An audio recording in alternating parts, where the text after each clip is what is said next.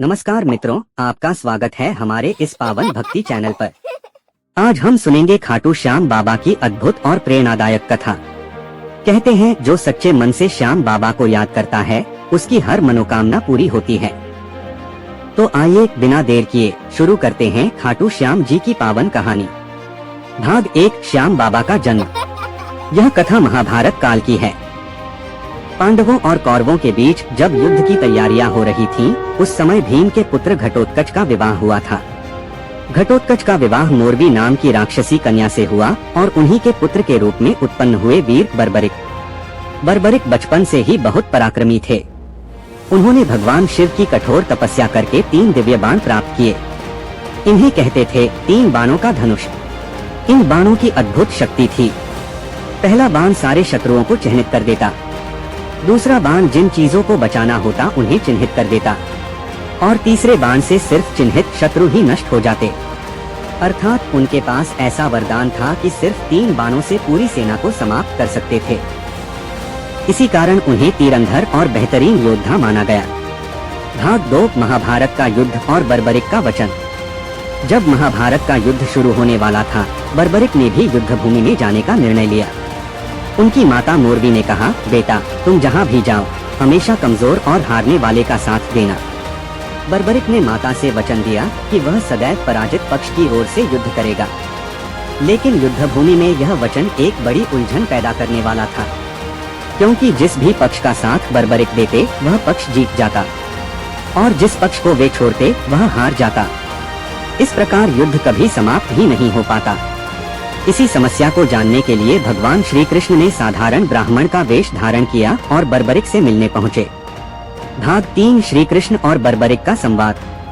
कृष्ण ने ब्राह्मण रूप में बर्बरिक से पूछा, वीर बालक तुम किसके पक्ष में युद्ध करोगे?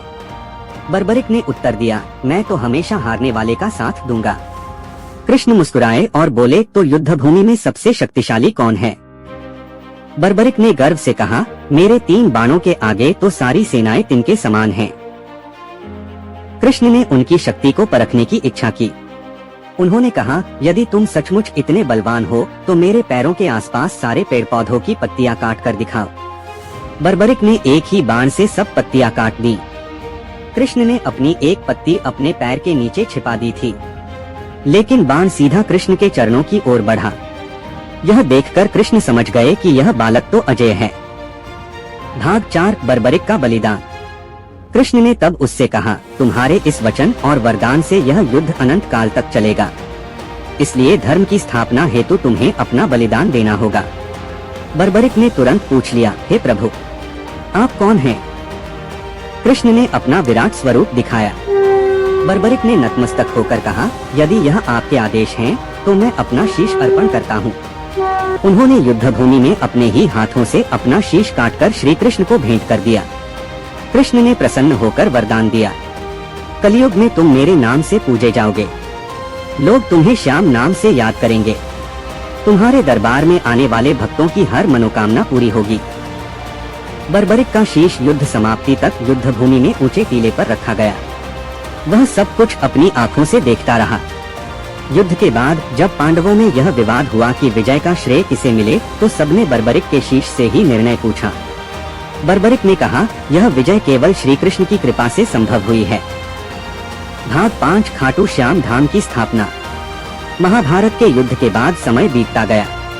कलयुग में बर्बरिक का शीश पृथ्वी में दफन हो गया। कहा जाता है कि बाद में राजस्थान के सीकर जिले के खाटू गांव में यह शीश मिला। स्थानीय राजा को स्वप्न में आदेश मिला कि उस दिव्य शीश को निकालकर मंदिर बनवाया जाए। जब धरती खोदी गई तो वहां से दिव्य प्रकाश निकला और शीश प्रकट हुआ। फिर उसी स्थान पर भव्य मंदिर का निर्माण हुआ, जिसे आज हम खाटू श्याम जी का धाम कहते हैं। तब से बर्बरिक को ही खाटू श्याम बाबा या श्याम बाबा के नाम से पूजा जाता है। कहा जाता है, हारे का सहारा श्याम हमारा। जो भी भक्त सच्चे मन से श्याम बाबा की शरण में आता है उसकी हर मनोकामना पूर्ण होती है। भाग 6, आज का संदेश। मित्रों, श्याम बाबा की यह कथा हमें सिखाती है कि सच्चा भक्त वही है जो अपना सर्वस्व प्रभु को अर्पित कर दे। बर्बरिक की तरह जिसने अपना शीश भी भगवान को समर्पित कर दिया। उनकी भक्ति और बलिदान ही कारण है कि आज करोड़ों लोग श्याम बाबा को अपने इष्ट देव के रूप में पूजते हैं। हर साल फाल्गुन महीने में फाल्गुन मेला खाटू धाम में आयोजित होता है। देश विदेश से लाखों भक्त वहां पहुंचते हैं और श्याम नाम का जयघोष करते हैं।